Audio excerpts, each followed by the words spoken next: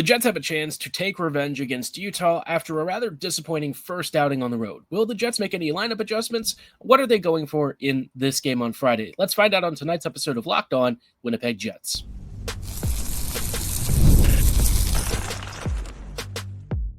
You're Locked On the Hockey Jets, your daily podcast on the Winnipeg Jets, part of the Locked On Podcast Network, your team every day.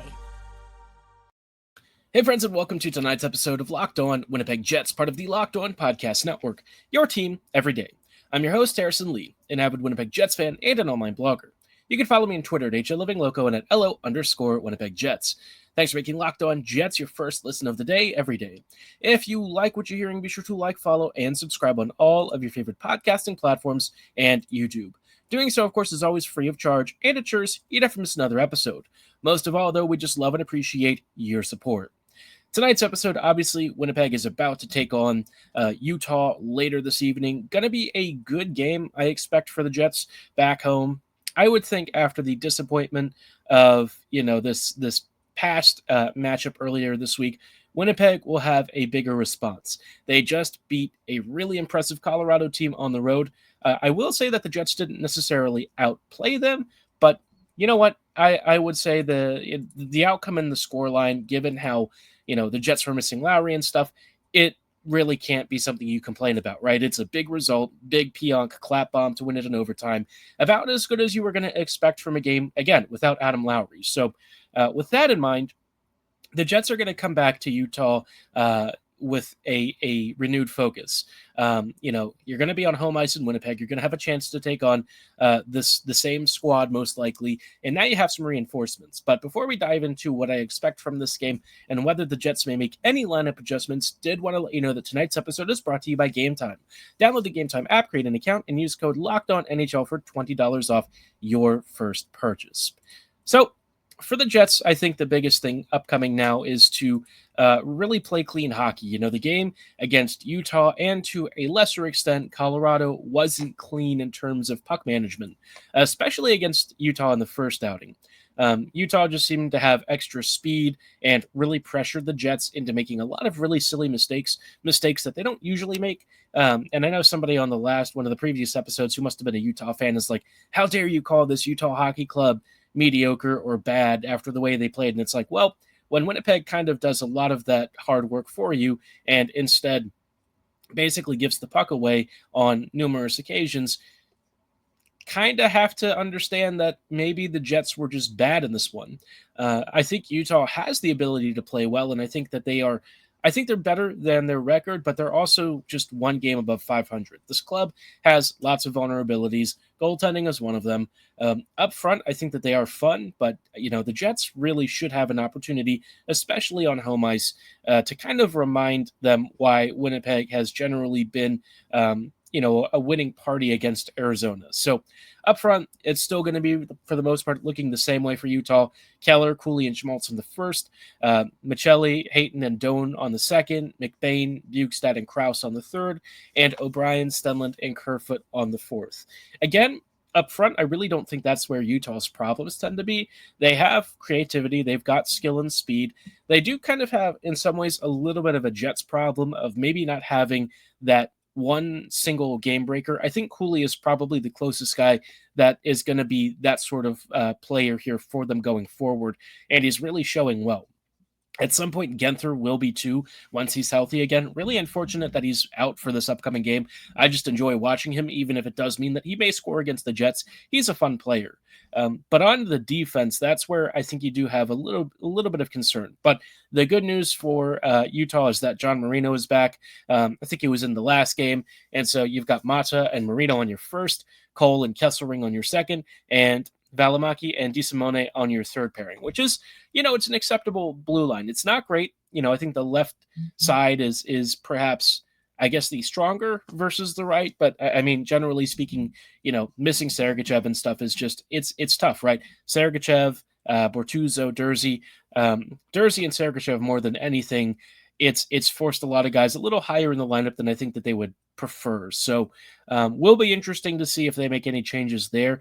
But In net, we last saw Connor Ingram. I think we'll probably see Vejmelka this time. Ingram did not look good. So for the Jets, that could be, a bit of a loss now that they're going to face a better goalie. Ingram made enough saves, but he was kind of all over the crease and looked really, really sketchy. So if the Jets play a cleaner game, maybe they'll have a shot at taking down Vejmelka. Vejmelka is the guy that's usually had our number, so will be interesting to see if Winnipeg can solve him once again. Past couple of games, it's been a little better for the Jets. Winnipeg, for their part, I'm not in love with this lineup arrangement. We've got Connor Scheifele and Iafallo, and this top line just sucks. Versus having Vilardi up there, Iafallo is great. He's versatile, but he's really not a guy who's going to help Scheifele and Connor elevate their games and really score.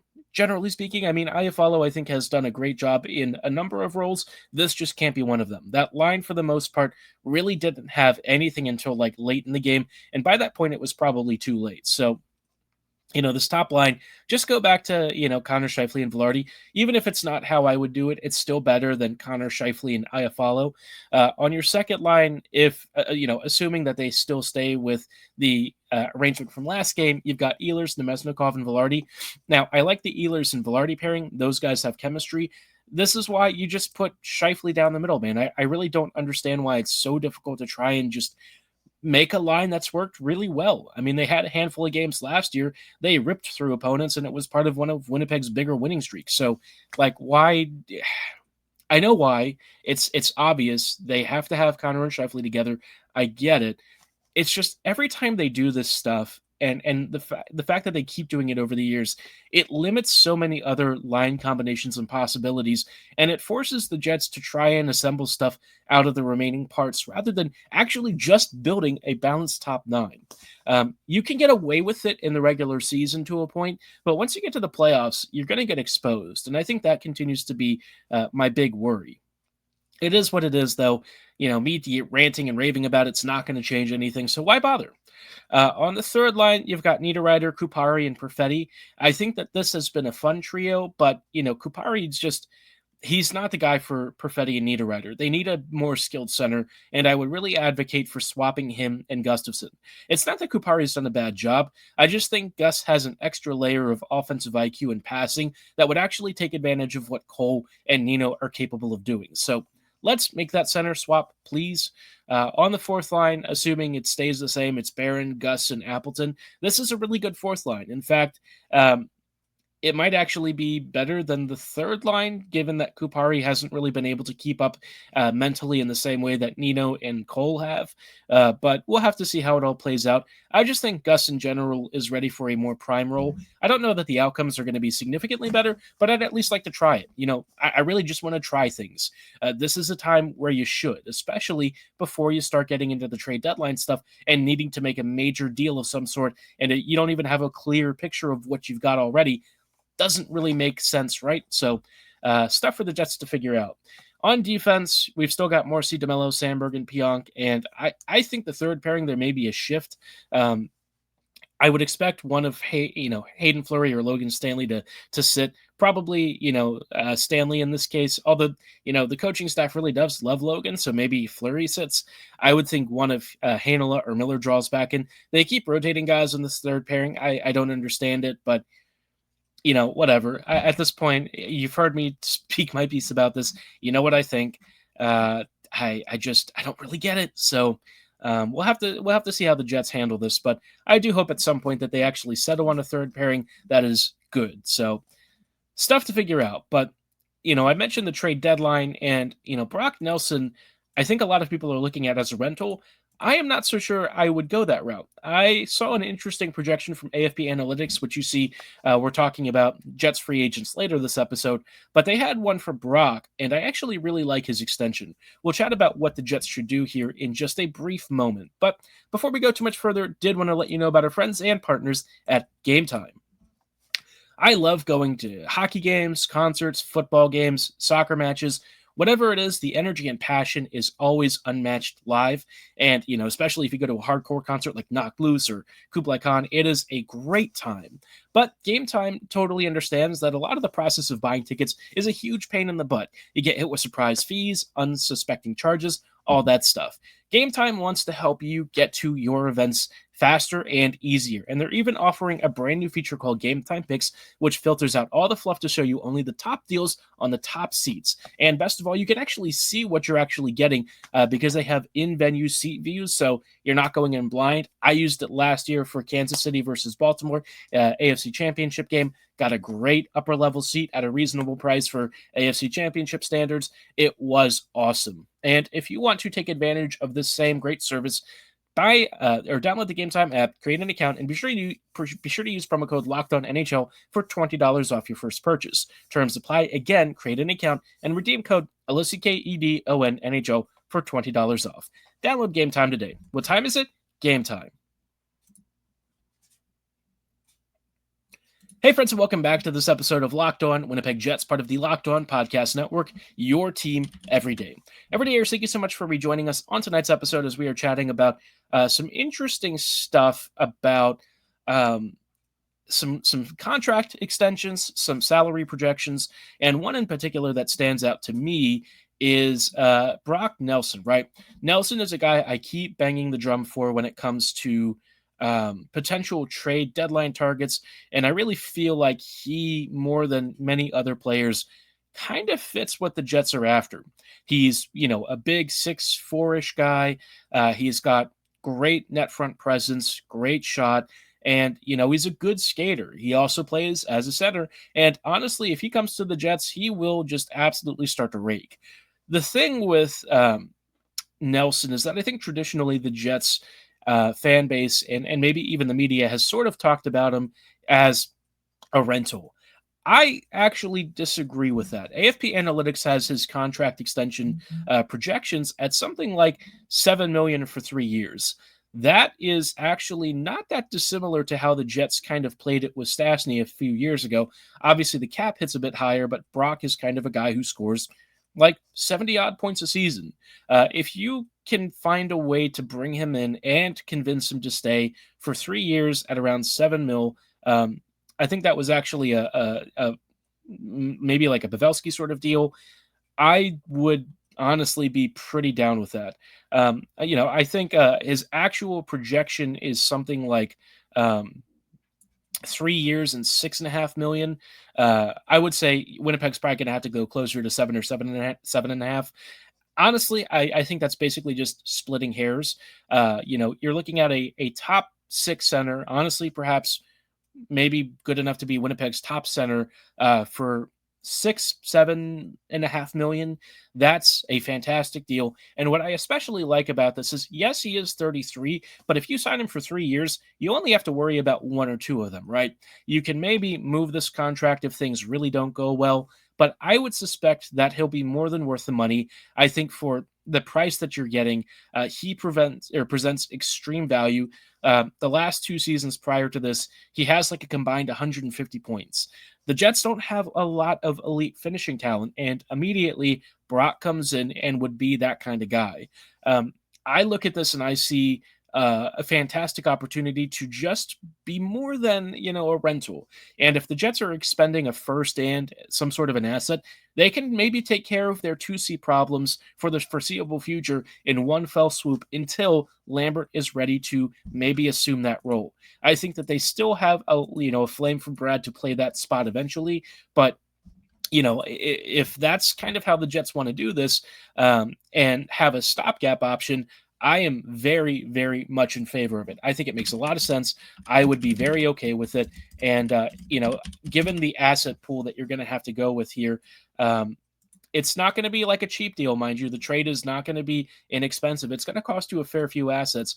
But given, what Winnipeg would be giving up and what you could potentially get for up to 3 years of Nelson, I would really not hesitate, right? I just think that that's great value. I think it makes a ton of sense. And, I think the Jets would be honestly paid in dividends with his performance. Now, another guy that, could potentially be on the block and available to the Jets, it's Mikael Granlund. Granlund, I get it. He scores a lot. He's a fun player. I have reservations about his game in the same way that I did about Um, our old friend Sean Monahan. Monahan came good during the regular season, a little less noticeable in the playoffs, but I think the biggest thing for me is that, Gronlund, he just has too many holes for a Jets team that, quite frankly, can't afford to have somebody who's not versatile and who, really needs to have a couple of specific kinds of playmakers and creators in order for him to really thrive. I think he can be a creative force on his own, but the defensive and two-way work and transition stuff, that's where I have some real questions. His cap projection for an extension is at like 2 years, $4.5 million. Probably give the Winnipeg tax like 5.5. I would not be interested in that. I think if you're going to spend the money, make sure you actually spend it wisely. Go for a big playmaking guy, somebody who can really move the needle. And Gronlund is fine as like a middle six center. I think, though, if you're talking about a guy who really pushes you over the top, gives you an elite presence up front, you got to go for a Nelson type. Same feeling that I have about like trying to go for Claude Giroux. Giroux would sort of be in that Nelson tier for me. The problem is Giroux would never come to Winnipeg, I would think, especially not with term. So I'm not really looking at a deal like that. But if you're going like an older veteran, those are the kinds of players I'd be interested in, especially if they're needing some sort of a UFA extension. Guys who are, probably at the end of their careers, but maybe have some juice for a couple more seasons. That's where I'm real interested in if you're going for like a shorter term option. Again, I think in an ideal world, you're hoping for a Barzal or something of that nature, but I don't really see that happening. I do kind of wonder about Morgan Frost. Frost, has kind of been in and out for the Flyers over the years. This year, I feel like he's generally fairly regarded by the coaching staff, and he looks to be pretty popular there. I kind of wonder if Winnipeg would have some interest in some sort of a deal. Maybe they bring in Ristolainen and Frost. I personally don't love Ristolainen for a lot of reasons. I think that he's big and strong. I just think a lot of his defensive value has maybe been coming from the amount of penalties he tends to draw. But, in terms of his actual on-ice work, I do think Torts has also sort of calmed down a lot of the scarier aspects of his defensive awareness and chaos. But how much of that I really trust to translate to the Jets, I don't know. I'm kind of a little ambivalent about that. So for me, if we're looking at potential big acquisitions, if Frost comes with the package and you make a big deal like that, I would be interested, although I'd be a little worried about what goes the other way. So, I'm gonna limit how excited I get about that sort of prospect, but it could be decent. It could be something, worth keeping an eye on. But there is one other guy out there that is of interest, and I don't quite know what his plans are, and it also really depends on what the Preds try to do. But Ryan O'Reilly, he's not cheap. I think his cap hits something around $6 million, but given the value that he brings on that $6 million, or the exact cap hit, yeah, he's much less. Sorry, he's $4.5 million for this year and the next two, which is actually bargain priced. 3 years, $4.5 million. That's really just a no-brainer. O'Reilly is still like a top six, almost top line center. He has been very good for the Preds, and I would think that he would not be cheap as well. He almost kind of does the sort of the Nelson thing, except you don't even have to worry about the cap hit. The problem with the O'Reilly trade is that you'd probably be giving up more in futures and assets, and I don't know if the Jets are necessarily want to do that with a division rival. I don't always really care about that sort of thing, and it's not like the Preds particularly worry me going forward, even if we give them a Lambert or something. But I just think for the Jets, they would probably want to go externally and try and minimize the amount of futures. With the cap going up, it also helps that the Jets can just rely a little more on cash. Winnipeg isn't exactly known to be a big spender wage-wise, so, I don't know that they would prioritize Nelson over O'Reilly, but I feel like given the division and given what an O'Reilly trade would probably look like, Winnipeg might not be super into that. He is like a $7+ million value player, though, per season. So $4.5 million is insane surplus value. The Jets would be raking it in. I think, if you're going to trade for a termed older center, he is a guy that makes perfect sense for what the Jets want to do. But again, I don't know if Winnipeg wants to do an in-division deal. I would really be supportive of it. I don't think it's going to make, the Preds suddenly this juggernaut. And for the Jets, you get a top-line center for the next 2 to 3 years. You really can't hate that. So curious to know what you all think about that. Would you go for a Nelson, or would you look at an O'Reilly, somebody else, maybe a Novak or something? There's lots of middle six options. I want the Jets to really go for it. This feels like a season where going for it is going to pay off more than it maybe has in other years. But maybe y'all have a different assessment. Give me your thoughts on that below, or at my social medias at AgelLivingLoco and at LO_Winnipeg Jets. In just a brief moment, I did also want to cover Winnipeg's own free agents, some of the guys that we didn't get a chance to talk about earlier, and whether the Jets should bring them back or perhaps let them find greener pastures elsewhere. Before we dive into those players, though, did want to let you know about our friends and partners at FanDuel. From the first whistle to the final drive, FanDuel makes the NFL playoffs even more exciting. Right now, new customers can bet $5 and get $300 in bonus bets if you win that first bet. That's $300 to keep the action going. The FanDuel app is easy to navigate, and the variety of bets keeps every game exciting. And when you win, you get paid instantly. No waiting around for your extra winnings. Whether you're betting on your favorite team or just looking to add some excitement to the playoffs, FanDuel has you covered. Just visit FanDuel.com to join today, and you'll get started with $300 in bonus bets if you win your first $5 bet. That's all at FanDuel.com. Make this playoff season unforgettable with FanDuel, an official sportsbook partner of the NFL.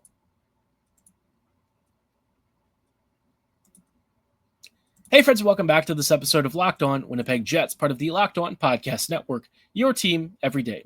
Every day, thank you so much for rejoining us on tonight's episode as we are just wrapping up with some remaining AFP analytics projections. They do some consulting and stuff. They've got a podcast you can check out, but they do, contract analysis, team contract construction and roster construction analysis. And for Winnipeg, this is going to be an interesting offseason. We have 2 years here where we have a lot of guys up for extension. I talked about Velarde, Pionk, and Ehlers last episode. Let's chat about some of the other names that are on this list. And starting off, you've got Dylan Samberg, whose projection is currently at around $3.8 million for 2 seasons. 2 seasons, term is wrong. The Jets need to lock this guy up 5-6 years. I don't care so much about the cap hit, but you got to find a way to bring him in for a long-term deal. He is like our anchor and our rock behind Morrissey, and really one of our MVP skaters. There's not many players that I think bring the sheer amount of impact and defensive value that Samberg does. He is super critical to this team. There is no question that he is one of our most important skaters. I wonder if you can get him under $5 million for 5 or 6 years. Because he doesn't score loads of points, I think that does help the Jets a lot in negotiations. But I also wonder, now that he's just moved to share the same agent as Pionk, if they're both going to be trying to do something here with Winnipeg. So be curious to know what a contract extension looks like, but I would very clearly be after Samberg on a term deal. We'll just have to see what the final price is. Whatever it is, though, it's probably going to be worth it. Even if it's $5 million, I really won't quibble too much. But I do think it might be something lower than that if we are fortunate. There's also Mason Appleton. His next deal looks to be 3.5 by 3 years. I just know. I love Appleton. I think he's a nice fourth liner. I don't really think the Jets need to use a roster spot for him anymore. I think he's brought, good middle six value over the past couple of years. He's done some decent PK work. He can be a solid depth option. But Winnipeg has lots of skaters like that in their system, and I think you just want to make better use of the cap space. And Appleton, should get a chance elsewhere. I'd be curious to know if he ends up going to Detroit, rejoining Andrew Kopp up there. Maybe he does. I just think for that amount of cash, you probably want more offensive production and skill than what he is currently bringing. One of the guys he's playing with at this very moment, Morgan Barron, is also up for extension. His extension is at 1.5 by 2. I'm kind of ambivalent. I mean, if they re-sign it, I don't really care. If he plays like he has been recently, I'd be more into it. But the version of him from earlier this season, I didn't necessarily love. So, again, it's not the worst contract. It's also just kind of meh to me. So, file that one on. I could go either way. Dylan Coughlin, 1 year, league minimum basically. Yes, I think he's been good. Hayden Fleury, 1 year league minimum, sure, with some caveats. I think Fleury is a little overvalued by the coaching staff. He does okay with Miller. I think if you ask him to do more, though, that's really not what I'd be into. So, yes, with caveats. Alex Iafallo, 3 years at 3.5-ish million. Yes, I think he's been very solid for the Jets. 3.5 mil per season. That's very fair for the value he brings. Also would understand if he wants to leave and find a bigger contract elsewhere. I think he's been good. But yeah, I think he's one of those depth players where he kind of, for me, has been what I wanted Appleton to be, but perhaps a little better. So if you're going to use the cash on a veteran player, sure, I think that's fine. Kupari, 1 year, 1.5 million, sure, whatever. I think, he's been fine. He's fast. He kind of feels like a very Colorado player to me for some reason. That very direct, straight line sort of guy who maybe doesn't have like crazy elite skill, but if you get him with other fast guys, you can force opponents into mistakes, and that's where he'll perhaps get some value. So if he ever actually starts scoring, he'll get a little pricier, but given that his finishing is what it is right now, probably don't have to worry about that. Then finally, you've got Vlad Nemesnikov, and his extension is at 2.3 by 2. So with him, I would let him go. Nemesnikov, I think last year was really good. This year, he's slowed down considerably, and I know that his score sheet will look good, but I think with Vlad, you notice that a lot of the times the puck gets to his stick and it sort of dies offensively. He's not able to create the way he was last year, and I feel like the Jets keep trying to force him into a more expansive top 6 role rather than where he really should be playing, which is like the third or fourth line. And honestly, more as a winger than a center. I think he's great on the forecheck, and I think he can be a bit of a puck hound, but I just think the Jets have wanted him to be this versatile two-way attacking center, and I don't really see that in his game. I think at this stage of his career, it's probably better to let him go. The Jets have, again, a couple of guys who will probably be filtering in. Chaz Lucius has a real shot at getting a roster spot next year, assuming that his health stays up. You've got Brad Lambert.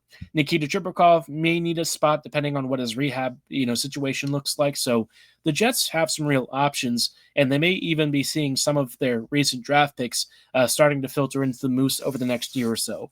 I think you want to leave some space and maybe even some room for another acquisition too, in case the Jets bring in another free agent or a trade option. And so, in that respect, I think you're not looking at keeping all of these aging veterans. I think the Jets need to be smart about where they spend their money, who they retain, and give themselves some roster flexibility to take some bigger swings and, really develop their youth system to actually graduate them to NHL roles. That's been a problem for the team for the past few years. Maybe now they can finally reverse it, but we'll have to keep an eye on that one. Curious to know what your take on all of these contracts is. Are there any free agents you wouldn't bring back? Are there some guys that I said no to that you would personally bring back? Drop your suggestions in the comments below or at my social medias at HLivingLoco and at @LO_Winnipeg Jets. For tonight's episode, though, I appreciate your support and listening. We will be back here next week with recaps of Winnipeg versus Utah and Calgary. But for tonight's episode, that is going to be all the time that we have. I thank you so much for listening and making us your first listen of the day every day. We'll see you back here next week. So see you then. Have a great weekend. And as always, go Jets go.